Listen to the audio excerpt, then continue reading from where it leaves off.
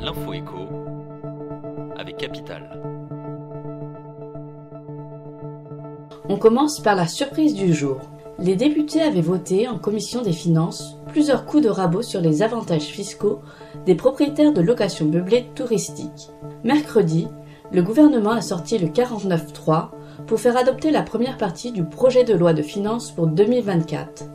Or, dans le texte, ces amendements ont été supprimés. À la place, l'exécutif propose un rabais de l'avantage fiscal beaucoup moins radical aux propriétaires de locations touristiques. Plus d'infos sur notre site. On enchaîne avec le chiffre du jour. 1 milliard d'euros.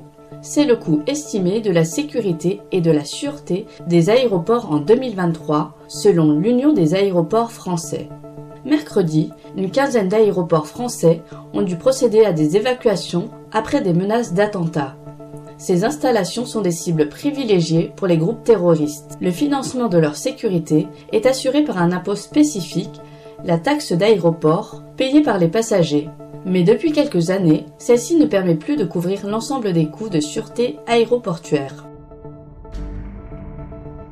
On poursuit avec l'info pratique. Le barème de l'impôt sur le revenu sera bien revalorisé de 4,8% au 1er janvier 2024. L'exécutif vient en effet d'écarter un amendement MODEM au budget pour 2024 qui prévoyait un coup de pouce pour les petits contribuables. Cette revalorisation permet de contrer les effets de l'inflation. Rendez-vous sur Capital pour connaître le barème de l'impôt sur le revenu qui s'appliquera à votre profil. Et pour terminer, la question du jour. Les fonctionnaires sont-ils mieux lotis que les autres retraités ? Une annexe au budget pour 2024 sur les pensions de la fonction publique détaille le niveau de retraite des fonctionnaires en 2022. Celui-ci s'élève à 1 610 € bruts par mois. À titre de comparaison, le montant mensuel moyen des pensions de l'intégralité des retraités s'élevait à 1 677 € bruts par mois fin 2021. À noter que ces sommes diffèrent entre les trois versants de la fonction publique, État, territoriale et hospitalière.